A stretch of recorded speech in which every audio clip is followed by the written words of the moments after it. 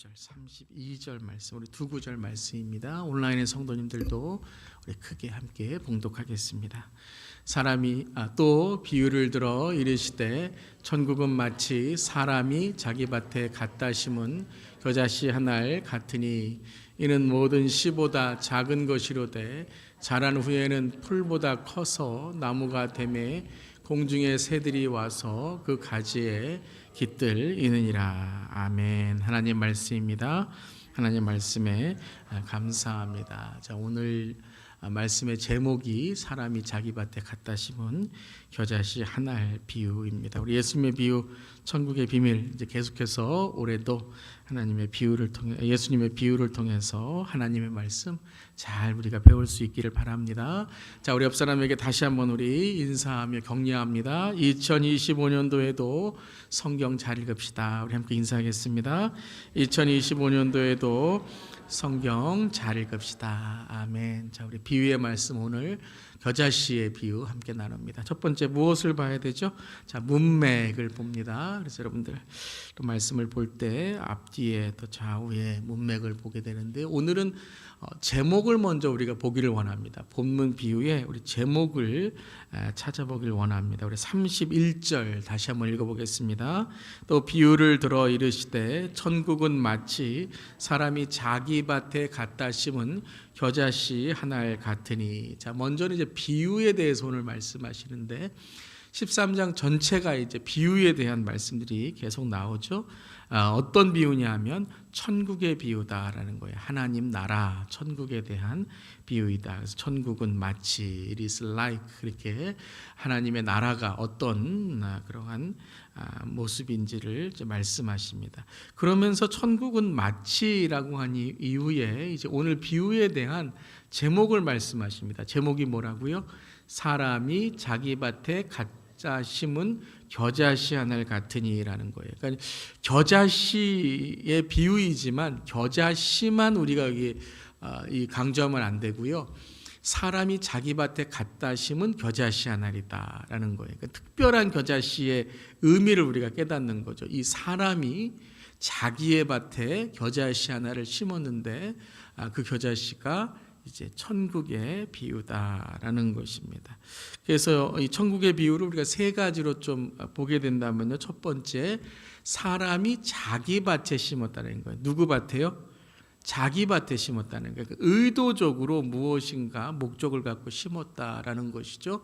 두 번째는 갖다가 심었다, 사용했다라는 거예요. 사용했다. 이 겨자씨를 사용했다라는 것을 깨닫는 거죠. 다른 나무들도 심을 수 있고 다른 꽃들도 심을 수 있고 식물도 심을 수 있는데 겨자씨 하나를 심었다라는 거예요. 그래서 겨자씨라는 오늘 비유라는 것입니다.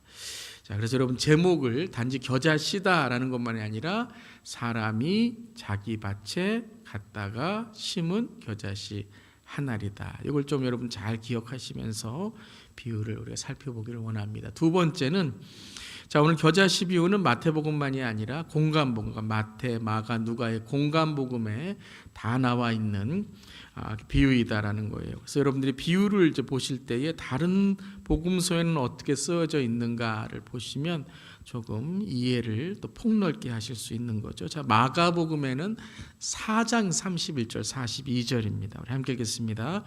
겨자씨 한 알과 같으니 작은 것이로되 심긴 후에는 자라서 모든 풀보다 커지며 큰 가지를 내나니 공중의 새들이 그 그늘에 깃들일 만큼 되느니라. 자, 땅 위의 모든 씨보다 작은 것, 그것을 심긴 후에는 자라서 모든 풀보다 커진다라는 거예요. 자, 누가복음에는 13장에 나옵니다. 13장 19절 읽겠습니다. 마치 사람이 자기 채소밭에 갖다 심은 겨자씨 한 알 같으니 자라 나무가 되어 공중의 새들이 그 가지에 깃들이니라. 자기 어떤 밭이라고 나와 있어요? 채소밭이라고 나와 있어요. 그러니까 밭만이 아니라 채소를 심는 밭이다라는 것을 또한 강조하고 있죠. 자, 두 번째는 이제 다른 복음서를 이렇게 보면 여러분들이 또 이해하기가 쉽다라는 것 보게 되고요.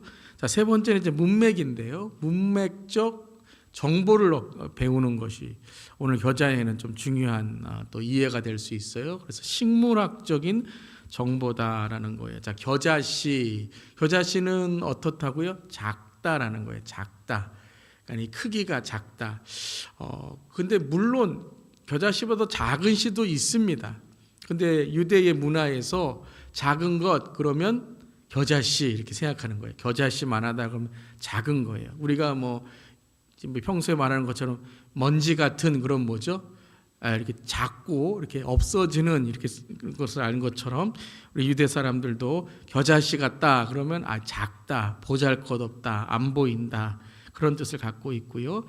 그리고 겨자는 엄밀히 말하면 나무라기보다 이 풀하고 그 다음에 이제 무성한 뭐라 그럴까요? 이런 덩그러니 있는 그런 덩굴나무. 그러니까 키가 자라긴 자라는데 처음에는 이렇게 무성하게 있는 그러한 어떤 밭과 같습니다. 그래서 이 그림을 보면 위로 자란다기보다 옆으로 퍼지는 그러한 겨자 밭, 겨자 뭐 이런 부시 그런 이렇게 덩글나무 그런 것이 되는 것이죠. 그래서 아까 13장 누가복음에서도 자기 어디에 심는다고요? 채소밭에 심었다. 그러니까 이 자기의 밭 중에서도 나무를 심는 것이 아니라 이런 채소나 또 이러한 꽃들을 심는 그러한 밭에다가 심은 것이 겨자씨 한 알이었다라는 것이에요. 그래서 이것이 자랐다라는 것입니다. 그래서 여러분 이제 겨자는 작은 것뿐만 아니라 그냥 보잘것없는 그냥 뭐 이런 밭에 있는 식물들이다라고 생각하시면 돼요. 이걸 심었다라는 거죠. 자, 이제 본문의 비유 그러면 이제 무엇을 보냐면 내용을 본다. 컨텍스트를 보셨으니까 컨텐트의 문맥에서 내용을 우리가 함께 봅니다. 자, 31절에는 제목이 무엇이었다고요? 사람이 자기 밭에 갖다 심은 겨자씨 한 알 같으니. 그래서 이것은 의도적으로 목적을 갖고 이 겨자씨를 사용했다라는 거예요. 그러니까 이 겨자씨에 대한 의도, 의미가 있어서 이것을 다른 밭도 아니고 자기 밭에 심었다라는 거죠. 우리가 이 비유 시작할 때 했던 이 씨 뿌리는 자의 비유에서는 그냥 씨를 뿌리잖아요. 좋은 밭도 뿌리고 길가도 뿌리는 그러한 이제 농부였는데 여기에 있는 사람은 의도적으로 자기의 밭에 갖다가 심었다라는 것이죠. 그러니까는 그 씨앗과 이 씨앗은 연결이 되지만 조금 다른 그러한 모습을 보고 있다라는 것이죠. 자, 32절. 자, 그럼 이 겨자씨를 어떻게 했나요? 함께 읽겠습니다. 이는 모든 씨보다 작은 것이로되 자란 후에는 풀보다 커서 나무가 되매 공중의 새들이 와서 그 가지에 깃들이니라. 자, 모든 씨보다 어떻다고요? 작다. 그리고 두 번째는 자란 후에 풀보다 커진다. 나무가 된다. 그리고 공중의 새들이 와서 깃들여 그 가지에 깃들인다라는 것입니다. 자, 이것도 한번 세 가지로 우리가 읽어보면 좋을 것 같아요. 구절이 짧으니까 여러분들이 이렇게 좀 나누어서 읽으면 그것을 좀 더 잘 이해하실 수 있을 것 같아요. 첫 번째는 어떤 내용이죠? 모든 씨보다 작다라는 거예요. 모든 씨보다 작다. 어떻게 보면 이게 보잘것없다라는 의미도 있지만 작기 때문에 안 보인다라는 거예요. 그러니까 지금은 안 보인다라는 거예요. 심었다. 이 작은 것을 심었다. 그러니까 보잘것없는 것을 심었으니까 안 보이는 거다. 지금은 안 보인다. 깨닫지 못한다라는 것이고요. 근데 심은 다음에는 어떻게 됐어요? 자랐다라는 거예요. 커졌다라는 거예요. 그런데 이것이 점점 보이기 시작하는 거죠. 그러니까 한 번에 쫙 자라는 게 아니라 자란 후라는 것은 어떤 과정이 있고 지금 안 보이지만 자라고 있는 그러한 것을 강조하고 있는 거죠. 그래서 커졌습니다. 커졌는데 이제 무엇이 됐어요? 나무가 됐다라는 거예요. 그러니까 완전히 보인다. 근데 완전히 보이는데 완전히 새롭게 보인다라는 의미로 우리가 볼 수 있는 거죠. 풀보다 큰 나무다. 이렇게 설명하고 있는 것이죠. 자, 그래서 짧은 구절이지만 여러분들이 제목도 겨자씨만이 아니라 사람이 자기 밭에 갖다가 심은 겨자씨 한 알, 여러 개도 아니고 한 알 강조하고, 그 다음에 32절에서는 세 가지로 여러분들이 내용을 조금 나누어서 작은, 그 다음에 커지는, 그 다음에 나무가 되는. 그래서 안 보였던 것이 점점 보이는데 나중에는 내가 기대했던 것이 아니라 나무가 된 겨자씨, 큰. 그러니까 처음에는 뭐 자라봤자 얼마나 자라겠어, 뭐 다른 것보다 뭐 커봐야 얼마나 크겠어 그랬는데, 야, 이거는 뭐 공중의 새들이 막 깃들 만큼 크게 되었다라는 것이죠. 그것도 한 알이, 여러 알도 아니고 한 알이 그렇게 컸다라는 거예요.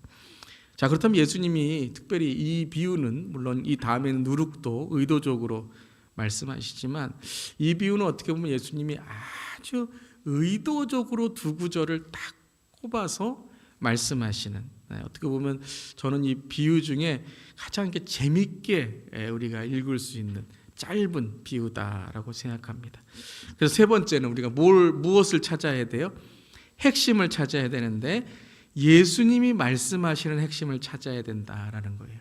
그러니까 우리가 생각하는 겨자씨만이 아니라, 그리고 우리가 생각하는 작은데 나중에 봤더니 이렇게 잘 됐네, 이런 것만이 아니라 겨자씨는 무엇을 상징하는가, 오늘 무엇을 예수님께서 말씀하시려고 하는가라는 것을 전체적인 것으로 우리가 봐야 되죠. 그래서 여러분 좀 생각할 것이 천국이다, 하나님 나라다라는 것과 자기 밭에 심었다는 것과, 그리고 이것이 안 보였는데 보였다라는 것과, 그 다음엔 아까 제가 설명드렸듯이 이것은 나무의 종류가 아니라 어떤 작은 식물이나 그리고 풀에 비슷한 그런 채소밭에 심는 것인데 봤더니 나무가 되었다. 이걸 통해서 조금 말씀을 우리가 더욱더 묵상해 보면 좋을 것 같아요. 자, 제가 오늘 세 가지로 또 묵상했는데요, 함께 나누면서 또 여러분도 오늘 말씀에서 좀 더 깊게 묵상하면서 은혜 받으시길 바랍니다. 자, 첫 번째 함께 읽겠습니다. 겨자씨는 보이지 않지만 그 안에 생명이 있습니다. 자, 무엇이 있다고요? 생명이 있다라는 거예요. 32절에, 그러니까 작은 것이로되 커졌다라고 말하지 않고요, 작은 것이로되 자랐다라고 말하고 있어요. 그러니까 자랐다는 의미가 뭐죠? 그 안에 생명이 있다는 거예요. 하나님의 나라는 즉 무엇이 있어요?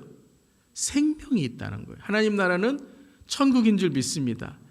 근데 천국을 우리 다른 말로 하면 뭐죠?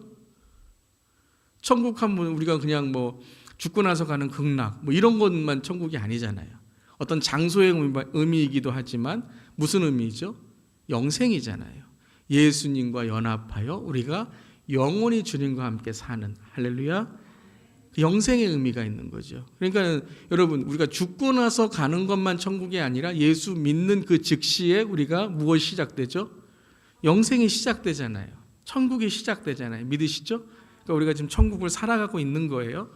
근데 이제 죽고 나서는 야, 이게 진짜 천국이구나, 그렇게 우리가 이제 이어가는 거죠. 지금은 육적으로 살아있기 때문에 내가 뭐 천국인가 영생인가 우리가 긴가민가 의심할 수 있지만, 죽으면 우리의 육적인 죽음이기 때문에 그 다음은 진짜 죽은 다음에 영생이 있구나라는 걸, 천국이 있구나라는 것을 직접적으로 우리가 깨닫게 될 수 있는 거죠. 그러니까 이것도 모든 씨보다 작은 것, 그러니까 뭐라고 말하냐면 이거는 뭐 생명이 없어, 작은 것인데 뭐 심어봤자 뭐가 있겠어 라고 하는 거죠. 저도 이제 신기한 게 뭐냐면 씨앗을 심으면 막 생명이 나더라고요. 콩나물 보면요, 여러분, 물 부으면 콩나물 다 물이 어떻게 되죠? 다 그냥 빠져나가는 것 같은데 다음날 보면 어때요? 콩나물이 자라 있어요. 야, 생명은 참 신기해요. 참 신기합니다. 그러니까 이것도 모든 씨보다 작은 것이로되, 그러니까는 큰 것이 잘 자라지, 뭐 큰 것이 생명이 있지, 뭐 작은 게 무슨 생명이 있겠어. 우리가 그런 말이야. 돈이 많아야 뭘 할 수 있지. 뭐 돈이 없는데 뭘 하겠어. 아니 뭐 건강이 있어야 뭘 하겠지.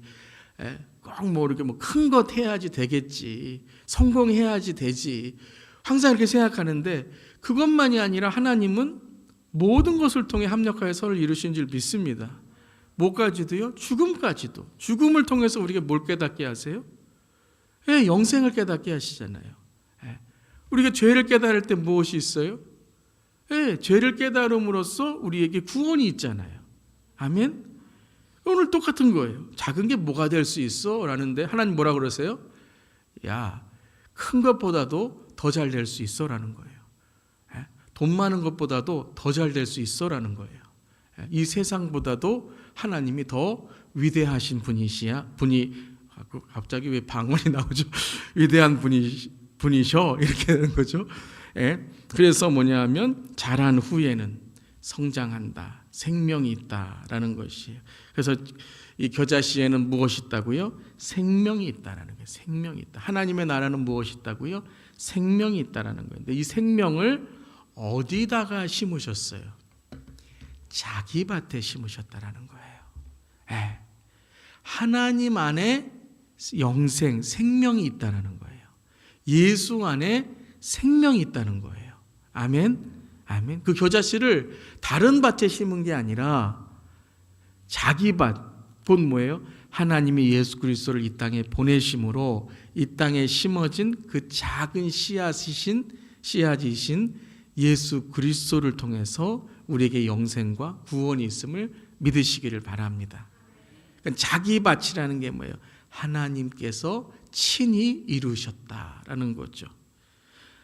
이 천국은 마치 하나님께서 우리에게 심으신 것인데 자기의 어떤 밭이에요? 채소밭이다. 네, 채소밭이다. 사람들은 나무에다가 과수원에다가 열매를 많이 맺는 그러한 과실수를 심어야 열매를 많이 맺고 즐겁죠 라고 하는데 하나님은 그러한 과수원이나 큰 밭이나 큰 농장이나 뭐 여러 그런 이 많은 것들을 심을 수 있는 비옥한 땅이 아니라 아주 작은 채소밭에 심으신다는 거예요. 사람들이 보이지도 않는 채소밭. 그 밭이 뭐죠? 구유. 그것이 어디예요? 아무도 쳐다보지 않는 그 초라한 마리아와 요셉을 통해서 채소밭에 심으셨다라는 거예요. 천국을, 영생을 우리를 위해서 심으셨다라는 것이죠. 제자들도 그랬어요. 예수님을 따라왔지만 마태복음 11장을 보면 예수님을 계속 사람들이 핍박하고 대적해요.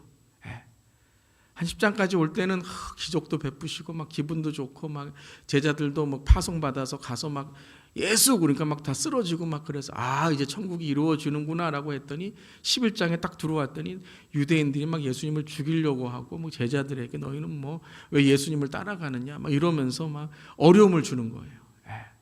교회 나와서 막 신나고 막 그러는데 어느 순간부터 막 핍박이 오고 상처가 오고 뭐 일만 하려고 하면 뭐 왜 그걸 하냐고 막 이러면서 막 뒤에서 딴지 걸고 그러니까 하기도 싫고 이제는 뭐 예배도 뭐 가봤자 뭐 그냥 일요일에만 예배 가지 이런 마음이 생기는 거예요. 제자들에게도. 근데 12장에 갔더니 좀 이기려고 했더니 이제 예수님을 뭐라고 불러요? 파리의 왕이래. 파리의 왕. 바알세불이 뭐냐면 바알을 봐라 그러는데 이 바알이라는 단어, 세불이라는 단어에 뭐가 있냐면요, 파리, 더러운 우상, 그것도 우상의 왕 바알세불로 예수님을 부르고 있는 거예요. 어떻습니까? 내가 따라온 이 예수님이 그냥 지금 무슨 미신의 왕, 우상의 왕 이런 얘기나 듣고 있고, 이건 제자들이 어때요? 이거 안 되겠다. 안 되겠다. 좀 딴 길로 갈까? 늦기 전에 도망가야 되지 않을까? 이런 생각을 하고 있었던 거예요.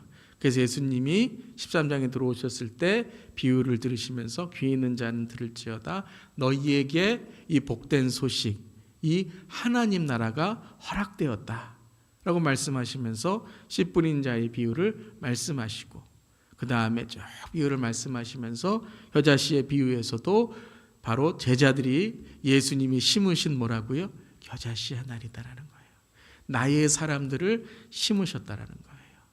그러한 겨자씨와 같은 예수님, 겨자씨와 같은 제자들, 겨자씨와 같은 현실, 새해가 되었는데도 여전히 내 채소밭에는 아무것도 보이지 않고 내 가정에는 아무것도 보이지 않고 그렇게 열심히 신앙생활하고 그렇게 열심히 교회 사역하고 그렇게 열심히 복음 전도했는데 믿는 사람은 하나도 없는 것 같고 사람들은 다 그냥 나보다 더 잘 된 것 같고 나는 채소밭에 심었는데 다른 데는 막 사과밭, 배밭, 막 바나나밭 뭐 그냥 뭐 주렁주렁 열려 있고 나는 아무것도 없는 것 같고 이분이 진리인가? 내가 심은 게 맞나? 생명이 있나? 이 상황이 뭐라고요? 바로 오늘 이 겨자씨 비유의 상황이었다는 거예요. 예수님 뭐라고 하세요? 내가 심었다라는 거예요. 그 겨자씨 하나에 무엇이 있다고요? 생명이 있다는 거예요. 지금 안 보이는 것 같지? 그렇지만 나는 이 땅에 생명을 전하러 왔다. 나는 곧 생명이다라고 말씀하시는 거예요. 여러분 이것은 어떻게 볼 수 있을까요? 믿음으로만 볼 수 있는 거예요. 농부가 씨앗을 심었는데 그것에 물 주고 그것에 밀어주고 그것을 계속 기다리면서 사랑으로 그것을 키우는 그 비결이 뭐예요? 방법이? 믿음이에요. 열매가 날 것이다. 새싹이 날 것이다 라는 믿음이라는 거죠. 예수님이 오신 것도 뭐라고요? 함께 읽겠습니다. 내가 온 것은 양으로 생명을 얻게 하고 더 풍성히 얻게 하려는 것이라는 거예요. 생명을 얻게 하고 라는 게 뭐예요? 내가 심었다라는 거예요. 그 겨자씨 하나를 심었다. 근데 겨자씨 하나를 심기운 것만이 아니라 어떻게 될 것이라고요? 풍성히 얻게 될 것이다. 예수 안에 그 생명이 이제 열매를 맺고 새싹을 피울 때에는 사람이 감당할 수 없는, 그래서 여러분 우리 특별 새벽기도 마지막 시간에 하나님이 여시면 닫을 사람이 없고 하나님이 닫으면 열 사람이 없고 우리가 믿음으로 열 때에 하나님께서 겨자씨 하나 믿음일지라도 산을 옮길 수 있는 기적을 베풀어 주신다라는 것입니다. 믿으십니까? 아멘. 그러니까 우리가 그걸 믿어야 돼요. 예수 그리스도 안에 생명이 있는 거예요. 그 생명을 우리가 날마다 우리 안에 믿음으로 키워나갈 때에 하나님께서 풍성히 얻게 하시는 하나님의 은혜가 있을 줄 믿습니다. 그래서 우리는 무엇을 심어야 돼요? 겨자씨 하나를 심어야 돼요. 겨자씨, 세상에 있는 것을 심는 것이 아니라 겨자씨 하나. 아무리 아름답더라도 그것이 조화라면 그것은 시들지 않는데 생명이 없는 거예요. 열매를 맺지 못해요. 그게 세상이에요. 화려한 것 같지만 그것이 정말 어떻게 진짜 꽃보다도 더 아름답게 있을 수 있을까라고 하지만 그것은 가짜라는 거예요. 시들어야 진짜고 시들어야 다시 꽃을 피울 수 있는 거예요. 1년 내내 똑같이 시들지 않고 아니 어떻게 모양도 변하지 않는가? 가만히 보세요. 그건 가짜예요. 가짜예요. 때로는 눈물도 있어야 되고 때로는 아픔도 있어야 되고 때로는 우리의 삶 속에 내가 실수했구나라는 죄의 회개도 있어야 되고 어떻게 항상 잘할 수 있겠습니까? 항상 어떻게 마음에 들고 항상 어떻게 기뻐할 수 있겠습니까? 우리는 하나님이 아니잖아요. 그런데 우리가 항상 기뻐할 수 있고 쉬지 않고 기도할 수 있고 범사에 감사할 수 있는 것은 우리가 누구 안에 있기 때문이에요? 그리스도 예수 안에 하나님의 뜻이 우리에게 있기 때문인 줄 믿습니다. 올 한 해도 여러분 세상에 가짜 꽃 심지 마시고 겨자씨 하나를 심음으로 생명의 하나님의 풍성함이 있으시기를 주님의 이름으로 축원합니다. 자, 그럼 심었어요. 그럼 기다려야 되죠. 믿음으로 기다려야 돼요. 그런데 겨자씨는 언젠가 어떻게 된다고요? 자라는 성장이 있다는 거예요. 한번 따라해 보세요. 겨자씨는 자라는 성장이 있습니다. 성장이 뭐예요? 자란다라는 거죠. 그래서 13장 32절에도 자란 후에는 어떻게 돼요? 커서라는 거예요. 자란 후에는 커서. 자라는데 어떻게 된다고요? 커진다라는 거예요. 똑같이 있지 않다라는 거예요. 점점 커지게 된다는 거예요. 자, 요한복음 우리 마가복음 44장 31절 32절에도 커지며 무엇을 낸다고요? 가지를 낸다. 커지면서 가지를 낸다라고 했어요. 자, 요한복음 12장 23절 24절 함께 읽겠습니다. 내가 진실로 진실로 너희에게 이르노니 한 알의 밀이 땅에 떨어져 죽지 아니하면 한 알 그대로 있고 죽으면 많은 열매를 맺느니라. 한 알의 밀알이 땅에 떨어져 죽지 아니하면 어떻게 된다고요? 그냥 한 알 그대로 있는 거예요. 그런데 이 생명의 씨앗이 이것이 새싹이 나고 자라기 위해서는 어떻게 해야 돼요? 밀알이 죽어야 된다는 거예요. 밀알이 죽으면 어떻게 된다고요? 밀알이 이제 새싹이 되고 나무가 되어 많은 열매를 맺게 된다라는 것이죠. 그러니까 생명이 어떻게 해야 성장할 수 있어요? 그러니까 죽는다는 게 뭐예요? 거듭난다는 거죠. 그것을 벗는다라는 거예요. 이 단어가 뭐예요? 벗는다라는 단어가 뭐예요? 성경에서 부인한다는 거예요. 자기를 부인한다. 자기의 가짜의 그러한 죄의 자아를 벗고 예수 그리스도의 생명으로 우리가 거듭날 때에 성장하고 예수의 열매를 맺는다라는 거예요. 그래서 예수 땅에 떨어진 예수의 씨앗은 어떻게 돼요? 좋은 땅에 떨어짐에 함께 읽겠습니다. 어떤 것은 100배, 어떤 것은 60배, 어떤 것은 30배의 결실을 하였느니라. 무엇을 했다고요? 결실, 열매를 맺었다는 거예요. 좋은 땅에서 이 씨앗이 어떻게 됐어요? 죽은 거죠. 죽음으로써 이 씨앗이 어떤 것은 100배, 어떤 것은 60배, 어떤 것은 30배의 열매를 맺었다라는 거예요. 그러니까 여러분, 이것은 비교가 아닙니다. 어떤 것은 100배고 60배, 30배니까 이건 더 많어, 더 적어? 이게 아니에요. 그러면 이렇게 했다면 마태복음에서 어떻게 이걸 순서를 정해야 돼요? 30배, 60배, 100배라고 정해야 되죠. 물론 다른 복음서에서는 30배, 60배, 100배라고 했지만 그것 또한 비교가 아니죠. 무엇이 오늘 중요한 거예요? 이 8절에서는 결실이라는 단어예요. 나에게 주님께서 허락하신 달란트, 나에게 허락하신 씨앗의 분량이 있어요. 믿음의 분량이 있어요. 은사의 분량이 있어요. 근데 그 분량은 많고 적음이 아니에요. 하나님께서 어떻게 우리에게 주셨다고요? 우리에게 알맞게 주셨다는 거예요. 그러니까 세상이 말하는 비교가 아니라, 세상이 말하는 그러한 경쟁이 아니라, 하나님께서는 우리에게 하나님이 아시는 우리에게 필요하고 알맞은 은사와 사명과 하나님께 주신 열매가 있다는 거예요. 아멘. 여러분 절대 열등감 가지시거나 나는 다른 사람보다 못해, 이것이 아니라 무엇을 해야 된다고요? 내가 죽어야 된다는 거예요. 내가 죽어야 된다는 거예요. 그러니까 죽은 만큼 열매를 맺는다라니까요. 죽은 만큼 열매를 맺는 거예요. 죽은 만큼 우리가 하나님께 주신 은혜가 있게 되는 것입니다. 두 번째는 무엇이 있어야 된다고요? 성장이 있어야 되는데, 성장을 하려면 어떻게 해야 돼요? 거듭나야 된다는 거예요. 죽어야 된다는 거예요. 세 번째 함께 읽겠습니다. 겨자씨 주 예수 안에는 거듭남의 변화와 영광이 있습니다. 이 겨자씨는 첫 번째 예수님이죠. 그러니까 예수님 안에 우리가 겨자씨가 되어 우리가 죽을 때에 거듭남에 무엇이 있다고요? 변화와 영광이 있다는 거예요. 이것이 결실이라는 거예요.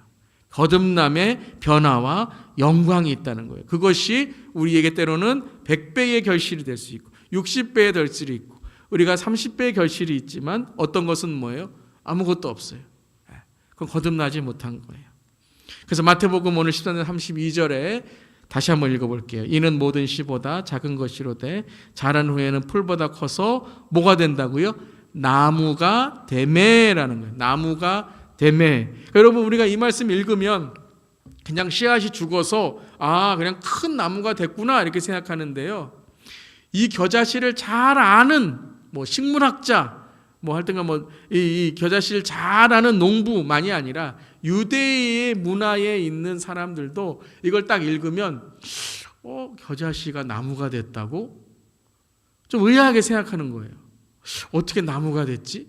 그건 식물인데 어떻게 커서 공중의 새들이 그 가지에 새들이 깃드나? 한두 마리도 아니고 이건 대단한 건데 이건 보통 겨자씨가 아니네. 이건 겨자씨의 뭐예요? 거듭남이네. 겨자씨가 대박이 났네. 이렇게 생각한다는 거예요. 우리 가끔 그럴 때 있잖아요. 아니, 어떻게 저 사람이 저렇게 변화될 수 있었지? 야, 우리 그런 말 하잖아요. 한국에 있었으면 우린 예수 안 믿어요. 미국에 왔으니까. 우리가 그 고난 없었으면 예수 안 믿어요. 우리는 그냥 교만해서 계속 내 인생이 최고인 것처럼 살아갈 텐데 내 삶에서 예수를 만나게 되니 내 삶에 가장 귀한 것을 깨닫게 되었다라는 거죠. 그러니까 겨자씨 하나는 여러분 심었더니 야, 이게 나무가 됐다. 그러니까 우리 모두 겨자씨 심자. 그러니까 작은 것이라도 열심히 하면, 작은 것이라도 지성이면 감천이니까 아무리 내가 뭐 재능이 없더라도 열심히 하면 잘 되겠지. 그런 의미가 아니라는 거예요. 오늘 말씀은. 물론 여러분 뭐 자기 개발 뭐 우리가 열심히 하자라고 할 땐 작은 것일지라도, 우리가 재능이 적을지라도 우리가 열심히 하면 세상에서 인정받을 거야. 우리가 자기 개발 잘해서 성공할 거야 라고 말하지만 오늘 말씀에서는 이 겨자씨가 무엇이었다고요? 거듭났다라는 거예요. 완전히 새로운 존재가 되었다는 걸 강조하는 거예요. 예수 그리스도께서 이 땅에 겨자씨로 태어나셨다는 게 뭐예요? 이 땅에 하나님께서 인간으로 오셔서 우리를 위해서 구원을 베풀어 주신 거잖아요. 우리도 뭐예요? 이 인간이 예수 그리스도 안에서 거듭남을 통하여 하나님의 자녀의 은혜와 특권과 권세가 있는 줄 믿습니다. 그래서 겨자씨의 원래의 성질은 뭐라고요? 겨자씨의 원래의 성질은 나무가 아니라는 거예요. 나무가 될 수 없는 거예요. 우리가 생각하는 나무가 될 수 없는 거예요. 나무의 특성이 있을지라도 그것은 나무가 아니라는 거예요. 그래서 오늘 마태복음 13장 32절에 풀보다 커서라는 거예요. 그러니까 겨자씨는 커도 무엇과 비교할 만큼의 이 겨자예요? 풀과 경쟁하는 겨자예요. 그래서 여러분 예전에 개역 한글은 뭐라고 하냐면 나물이라고 했어요. 나물보다 커서. 나물보다 커서. 여러분 나물이 뭐죠? 뭐 고사리 나물 어제도 우리 미국 분들 이제 나물 이렇게 했더니 What is this? 이렇게 물어보고 하시더라고요. 나물이 뭐예요? 그냥 이렇게 땅바닥에 이렇게 있는 식물들, 그런 그 나물들이잖아요. 나무가 아니잖아요. 나물과 나무는 다르잖아요. 그러니까 이 말씀에서도 뭐냐면 유대의 문화에서는 겨자씨는 풀과 비교하는 거예요. 나물과 비교하는 거예요. 우리는 여러분 이 세상과 비교하는 존재가 되면 안 되는 줄 믿습니다. 아멘. 근데 우리는요 풀과 비교해요. 나물과 비교해요. 올해도 아마 그럴 거예요. 믿음으로 승부하는 게 아니라, 기도로 승부하는 게 아니라, 말씀으로 승부하는 게 아니라, 아멘. 말씀으로 승부하고 기도로 승부하고 믿음으로 승부해야 되는 줄 믿습니다. 그런데 우리는 무엇으로 승부하려고 해요? 세상에 나가서 돈으로 승부하려고 해요. 우리 세상에 나가서 세상의 지식으로 승부하려고 해요. 뭔가 우리가 세상에 성공해야 하나님께 인정받는 것처럼, 그래야 나무가 되는 것처럼 우리는 생각해요. 여러분, 세상은 세상이에요. 죄는 죄예요. 풀은 풀이 될 수밖에 없어요. 나물은 나물이 될 수밖에 없어요. 풀이 나무라고 부르지 않아요. 나무를 발음 잘못해서 나무라고 부를지라도 나무의 존재는 될 수 없어요. 그런데 겨자씨가 어떻게 돼요? 거듭났기 때문에, 새로운 존재가 됐기 때문에 어떻게 해요? 이 사람이 자기 밭에 심었다라는 거예요. 남의 밭이 아니라 자기 밭에 의조독으로 겨자씨가 나무가 되도록 심었다라는 거예요. 누가요? 예수 그리스도께서 우리에게 우리의 삶에 하나님의 은혜와 그 하나님의 구원과 영생으로 하나님의 밭에 심었기 때문에 우리는 하나님의 자녀가 되고 하나님의 성전이 되고 하나님의 은혜로 구원받은 줄 믿습니다. 오늘 그 말씀을 하시는 거예요. 제자들에게 너희 왜 낙심하고 있느냐? 누가 무슨 말을 했길래 낙심하고 있느냐? 누가 너희들에게 가난하다고 했느냐? 누가 너희들에게 실력 없다고 했느냐? 누가 너희들에게 보잘것없다고 했느냐? 그래, 세상에 나가면 보잘것없고 세상에 나가면 가난하고 세상에 나가면은 비교할 수 없이 보잘것없는 것처럼 보이지만 너희는 바로 누구라고요? 내가 너희를 선택한 사람을 낳는 어부다라고 말씀하시는 거예요. 제자들에게 똑바로 정신 차리고 믿음 생활 하라는 거예요. 너희들 왜 세상의 말 듣고 그렇게 낙심하고 있느냐라는 거예요. 왜 세상의 숫자 갖고 자기의 인생을 왜 판단하고 있느냐라는 거예요. 너희는 풀이 아니야. 너희는 나물이 아니야. 너희는 뭐라고요? 나무가 될 거예요. 나무가 될 거다. 여러분 재밌잖아요. 채소밭에 갖다 심었는데 나무가 됐대요.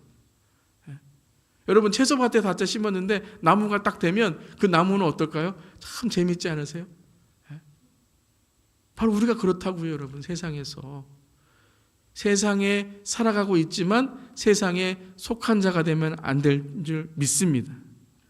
우리는 세상에 살아가고 있지만 세상에 속한 자가 아니라는 거예요. 채소밭에 심었지만 우리 겨자 씨앗이 바로 나무가 되어서 우리는 그 채소밭을 무엇으로 바꿔야 된다고요? 나무가 있는 밭으로 바꿔야 된다는 거예요. 그러니까 이제 밭이 아니에요. 그 나무 때문에.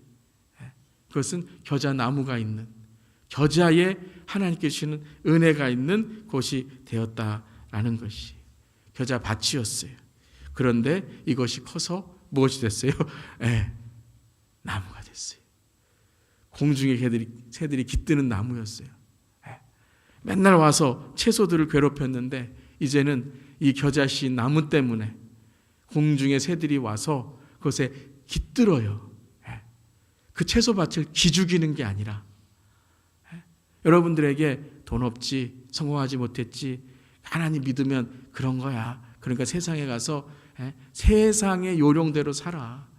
무슨 예수님 믿는다고 하나님 믿는다고 그만 뭐가 나와? 밥이 나와? 뭐가 나와? 근데 우리는 밥은 나오죠. 주일날 점심은 나오니까. 근데 여러분 세상 그렇다고요. 목회하면 밥이 나와? 뭐 이게 나와? 이렇게 물어보면 되니까. 사역하면 그 밥이 나와? 뭐가 나와? 그럼 뭐라고 대답해야 돼요? 우리 밥 먹으려고 일하는 거 아니야. 우리 세상에서 성공하려고 일하는 게 아니야. 우리는 누구의 일을 감당하는 거예요? 하나님의 일을 감당함으로 하나님의 영광을 드러내려고 사는 거야라는 거예요. 아멘. 여러분 왜 먹고 사십니까? 왜 일하고 돈 벌고 사십니까? 세상하고 경쟁하고 세상에서 좀 더 내가 조금 높은 위치에 세상 사람들보다 내가 더 좀 존경받고 높은 위치에서 그들에게 내가 어떤 사람이라는 것을 뽐내기 위해서 배우고 돈 벌고 살아갑니까? 사랑하는 성도 여러분, 우리는 하나님께 선택하신 하나님의 자녀, 하나님의 교회인 줄 믿습니다. 그래서 베드로의 이름을 바꿔주셨잖아요. 시몬에서 시몬의 아들 이 베드로의 이름을 바꿔주시면서 뭐라고 말씀하셨어요? 16장 18절 함께 읽겠습니다. 또 내가 내게 이르노니 너는 베드로라. 내가 이 반석 위에 내 교회를 세우리니 음부의 권세가 이기지 못하리라. 여러분 한마디로 말하면 뭘까요 이게? 베드로야, 세상과 경쟁하지 말라라는 거예요. 세상과 경쟁하지 말라. 음부의 권세가 이기지 못해. 너는 지옥도 너를 이기지 못하는 하나님의 권세와 능력이 있다라고 말씀하시는 거예요. 이 반석 위에 서라. 이 반석이 뭐죠? 주는 그리스도시요 살아계신 하나님의 아들이다라는 거죠. 그런 이후에 16장 24절에 그러면 이 반석이 어떻게 돼야 된다고요? 함께 읽겠습니다. 예수께서 제자들에게 이르시되 누구든지 나를 따라오려거든 자기를 부인하고 자기 십자가를 지고 나를 따를 것이니라. 거듭남이 뭐죠? 거듭남이 바로 이것이에요. 자기를 부인하고 자기 십자가를 지고 나를 따를 것이니라는 거예요. 변화가 뭐예요? 거듭남의 변화가 뭐예요? 우리의 뭐가 변화해야 된다고요?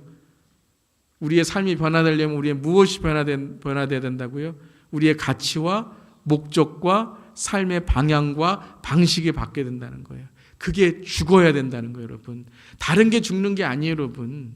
그냥 어디 가서 말도 안 하고 침묵하고 그냥 내가 그냥 죽었다라고 생각해야지. 누가 나를 막 뭐라 그래도 나는 죽었다라고 생각해야지. 그냥 하나님의 이름 땅에 떨어지고 비난받고 조롱받는데도 그냥 나는 죽었다. 조용해야지. 그게 아니에요, 여러분. 그때는요, 여러분 분노하셔야 돼요. 하나님의 이름 땅에 떨어지고 하나님의 사람들이 조롱받는 것, 모욕받는 것에 대해서 분노하시고 하나님의 이름을 선포해야 되는 줄 믿습니다. 근데 뭐가 죽어야 된다고요? 우리의 가치와 목적이 죽어야 된다고. 예수 믿고도 아직까지 변하지 않는 이 세상의 기준들, 가치들, 우리 자녀들에게, 손주들에게 세상의 가치와 목적은 중요하면서 하나님의 가치와 목적은 가르치지 않는 이 우리의 외식들, 이게 죽어야 된다는 거예요. 자기를 부인하고 자기 십자가를 지고 나를 따를 것이니라. 이게 죽어야 된다는 거예요. 우리의 가치와 목적과 우리의 삶의 방식과 방향이. 여러분, 자기 십자가가 뭐죠? 자기 십자가. 어떤 분들은 그래요. 나의 십자가는 내 남편입니다. 내 아내입니다. 가난이 내 십자가입니다. 내 그 과거의 그 일이 내 십자가입니다. 지금 내 고난이 십자가입니다. 물론 그게 십자가죠. 힘들죠. 그런데 여러분, 그러면 그 십자가 지고 가는 게 이게 여러분 하나님의 뜻입니까? 남편 지고 그냥 가는 게 그냥 어쩔 수 없이 믿지 않는 남편 그냥 조롱하든지 핍박하든지 그냥 그거 감수하면서 감내하면서 신앙생활하는 게 그게 십자가예요. 여러분, 우리의 십자가는 누구의 십자가를 통해서 우리가 십자가를 해석해야 되죠? 예수님의 십자가입니다. 여러분, 여러분의 십자가로 십자가를 해석하지 마세요. 여러분의 십자가로 예수님의 십자가를 해석하지 마세요. 주님, 내가 이거 지고 가는 게, 이 가난을 지고 가는 게, 그러니까 묵묵히 지고 가는 게 이게 십자가입니다. 그러니까 예수님, 이 십자가 그냥 내가 지고 갈 테니까 같이 지고 가세요. 아니에요, 여러분. 여러분, 예수님의 그럼 십자가가 뭐죠? 예수님의 십자가는 사형당하십니까? 예수님의 십자가는 그 골고다 언덕에서 피 흘리시는 겁니까? 여러분, 예수님이 그 십자가에 달리심으로 무엇을 이루셨죠? 구원을 이루셨잖아요. 천국을 이루셨잖아요. 영생을 이루셨잖아요. 아멘. 그게 십자가라는 거예요. 그 예수님이 이루신 십자가를 이루는 게 우리의 십자가라는 거예요. 그러니까 여러분, 내가 지금 남편이 십자가인데, 예수님 안 믿는 남편이 십자가인데, 그 남편을 내가 십자가로 지고 간다는 게 뭐죠? 핍박을 해도 묵묵히 있다는 게 아니라 내 남편이, 내 아내가, 내 자녀가, 예수 믿지 않는 내 주위에 있는 사람들이 나의 고난의 십자가를 지고 갈 때 그들이 예수님을 보므로 그들이 예수님을 만나고 예수님을 믿게 하도록 내 삶이 복음이 되게 하여 주시옵소서. 그게 십자가라는 거예요. 나를 통해서 하나님이 하신 일이 드러나도록 하는 게 이게 십자가라는 거예요. 그 십자가를 지고 가야 된다는 거예요. 그러면 그 십자가를 지고 가게 되면 우리의 삶이 어떨까요? 그렇죠. 날마다 하나님의 사명자로 살아가게 된다는 거예요. 전도자로 살아가게 된다는 거예요. 왜냐하면 하나님께서 이 십자가를 주심으로 하나님께서 나에게 하나님의 일을 감당케 하시는 거거든요. 아멘. 여러분, 저와 여러분의 십자가가 달라질 수 있기를 바랍니다. 가난이 십자가가 아니고요. 돈이 내 삶의 목적이 안 되는 게 십자가가 되는 거예요. 그렇기 때문에 하나님의 주신 걸 감사하며 살아가고, 그렇기 때문에 내 가진 거를 지혜롭게 하고, 지혜롭게 내가 활용을 하고, 지혜롭게 비즈니스를 할 때, 사업을 할 때, 이것을 내 자녀들과 함께 가정을 일구어 나갈 때, 부부가 함께 나갈 때 하나님께 지혜를 주셔서 나에게 하나님께서 물질적으로 채워주시고 하나님께서 은혜를 주실 때에도 내 십자가는 뭐예요? 돈이 없었을 때와 돈이 많을 때와의 십자가는 동일한 거예요. 돈이 내 삶의 목적이 아니라 내가 하나님께 영광을 돌리는 게 내 삶의 목적이라는 거예요. 사업이 잘 되든 사업이 안 되든 그것이 목적이 아니라 그걸 통해서 하나님께 감사하며 살아갈 수 있는 게 십자가라는 거예요. 아멘. 사명자가 되시기를 주님을 축원합니다. 그래서 갈라디아 2장 10절에 어떻게 말씀하셨습니까? 내가 그리스도와 함께 십자가에 못 박혔나니 그런 중에 사는 것이 아니요 오직 내 안에 그리스도께서 사시는 것이라. 아멘. 겨자씨가 뭐예요? 그러니까 예수님과 나와의 연합이에요. 내 안에 예수님이 살아 계시는 거예요. 그래서 내 안에 예수님이 살아 계시니 내가 그 십자가를 지고 살아가는 삶 속에, 그 겨자씨를 내 삶 속에 품고 살아가는 삶 속에 예수님께서 나를 무엇으로 만들어 주세요? 그렇죠. 공중의 새들이 깃드는 나무가 되게 만드신다라는 거예요. 사랑하는 성도 여러분, 나무가 목적이 되지 마시길 바랍니다.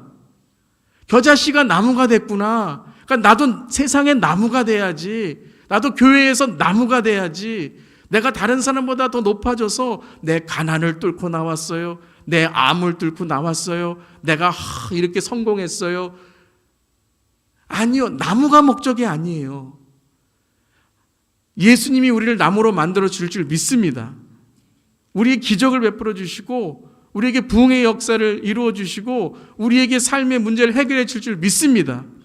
그런데 여러분, 그것이 목적이 아니라는 거예요. 그것은 도구예요. 나무는 도구예요. 뭘 하기 위한 도구예요?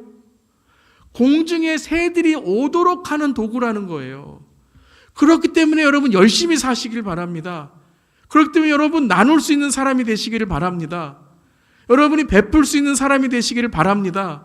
옹졸하고 인색하고 다른 사람의 삶만 맨날 부러워하다가 부끄러운 인생 되지 마시고 주님이 심으신 겨자씨, 내 은사와 재능과 내 삶의 시간과 공간과 내 가정과 내 사업과 내 물질과 목회와 사역을 통해서 나무가 되시기를 바랍니다.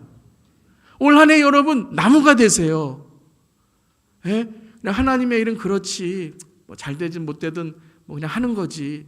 뭐 예배도 나와서 은혜 못 받으면 그만. 뭐 다음 주에 또 받으면 되지. 아니 여러분.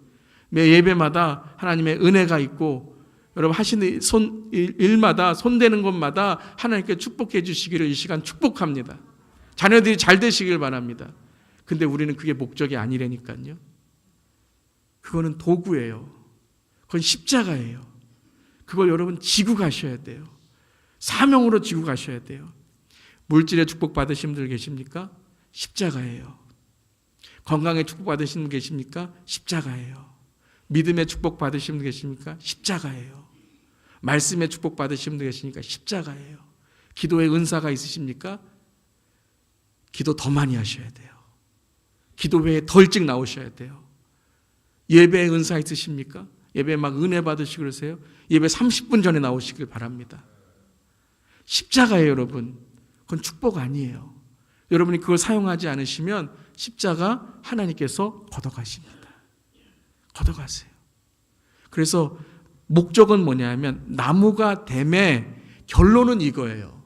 공중의 새들이 와서 그 가지에 깃들여야 된다는 거예요. 공중의 새들은 뭐예요? 복음의 이웃입니다. 내가 복음을 전할 사람들. 여러분, 우리가 가진 곳으로 복음을 전해야 되는 줄 믿습니다. 시간 있으신 분들 올해 선교 꼭 가세요. 네. 시간을 내서라도 가세요. 왜 아멘을 안 하시죠? 네. 여러분들 인생에 한 번 이상은 선교지에 가시길 바랍니다. 한 번 이상은 여러분들 지역 선교 하시길 바랍니다. 한 번 이상은 전도지 들고 이웃에게 예수 믿으세요? 말씀하시기를 바랍니다. 저를 포함해서 우리가 주님 만나면요, 예수님이 꼭 물어볼 거예요. 우리에게 꼭 물어보실 거예요. 뭐예요? 복음 전하다 왔느냐?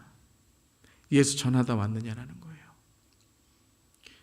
비즈니스 하시는 분들, 사업하시는 분들, 손님들에게 예수 믿으세요?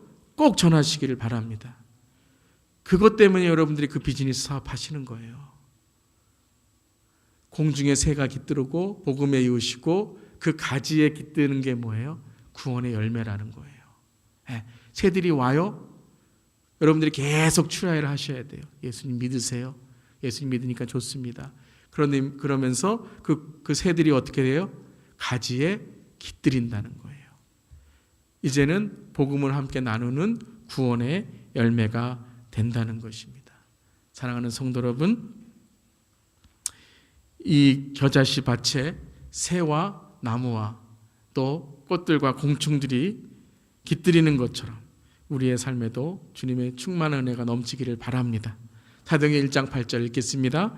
오직 성령이 너에게 임하시면 너희가 권능을 받고 예루살렘과 온 유다와 사마리아 땅까지 이르러 내 증인이 되리라 하시니라. 성령을 왜 주셨습니까? 전도 선교하라고 주신 거예요. 교회에 왜 성령을 충만케 하십니까? 전도 선교하라고 하시는 거예요. 2장 17절 함께 읽겠습니다. 하나님이 말씀하시기를 말세에 내가 내 영을 모든 육체에 부어지리니 너희의 자녀들은 예언할 것이요 너희의 젊은이들은 환상을 보고 너희 늙은이들은 꿈을 꾸리라. 올 한 해 하나님께서 우리 교회에 이 하나님의 성령 충만함을 허락해 주실 줄 믿습니다. 여러분들, 만일 너희에게 믿음이 겨자씨 하나만큼만 있어도 이 산을 명하여 저기로 옮겨지리라 하면 옮겨질 것이요 또 너희가 못할 것이 없다라고 말씀하셨습니다. 저 여러분 안에 이 예수 그리스도의 겨자씨가 있기를 주님의 이름으로 축원합니다. 그래서 요한계시록 22장의 말씀처럼 함께 읽겠습니다. 또 그가 수정같이 맑은 생명수의 강을 내게 보이니 하나님과 및 어린 양의 보좌로부터 나와서 길 가운데로 흐르더라. 강 좌우에 생명나무가 있어 12가지 열매를 맺되 달마다 그 열매를 맺고 그 나무 잎사귀들은 만국을 치료하기 위하여 있더라. 여러분, 생명나무가 있어 12가지 열매가 있고 그 열매를 맺고 잎사귀가 풍성해집니다. 그 이유가 뭐죠? 만국을 치료하기 위한 거예요. 뽐내기 위한 것도 아니고 내가 열매 많이 맺었구나 라고 해서 내 은행 잔고에 그 많은 것들을 채우는 것이 아니라 무엇하기 위한 거예요? 만국을 복음으로 치료하고 복음으로 그들에게 예수 그리스도를 전하는 일인 줄 믿습니다. 올 한 해 사랑하는 성도 여러분, 겨자씨가 우리 안에 심어진 줄 믿습니다. 여러분, 낙심하지 마세요. 안 보인다고 절망하지 마세요. 이미 예수님은 우리 안에 예수님의 착한 일을 시작하신 줄 믿습니다. 주님께서 그날에 이루어질 줄 믿습니다. 여러분, 믿음으로 나아가시길 바라고요. 여러분, 올 한 해 우리 모두가 주님께 크게 쓰임받기를 축복합니다. 여러분, 나무가 되세요. 너무나도 그리스도인들이요, 너무 소극적이에요. 너무 열등감에 빠져 있어요. 세상에 나아가서도 세상에 있는 것 때문에 열등감을 가지고 있어요. 사랑하는 성도 여러분, 우리는 하나님의 자녀의 권세가 있는 줄 믿습니다. 자신 있게 사세요. 나무가 되세요. 그렇지만 나무가 목적이 아니라 무엇이 목적이라고요? 예수님을 전하고 예수님을 통해 치유받기를 원하는 것입니다. 우리 마지막으로 함께 선포하고 우리 찬양합니다. 올 한 해 겨자씨와 같은 우리의 삶에 품으시는 하나님의 기대와 예수님의 생명과 성령님의 생기로 많은 이웃의 새들이 깃들어 영혼 구원의 열매가 넘치게 하소서. 다시 한번이요. 올 한 해 겨자씨와 같은 우리의 삶에 품으시는 하나님의 기대와 예수님의 생명과 성령님의 생기로 많은 이웃의 새들이 깃들어 영혼 구원의 열매가 넘치게 하소서. 제가 오늘 말씀하는데 하나님의 기대와 예수님의 생명이 있으면 뭐가 생긴다고요? 생명과 기대, 생기가 생긴다라는 거예요. 여러분, 웃으세요. 올 한 해 많이 웃으세요. 특별히 믿지 않는 자들에게 많이 웃으세요. 생기가 도시기를 바랍니다. 말의 생기가 돌고 삶의 생기가 돌아서 정말 많은 이웃들이 예수님께 깃들어 영혼 구원의 열매를 맺는 우리 교회, 우리 모든 성도님 되시기를 주님의 이름으로 축원합니다. 아멘.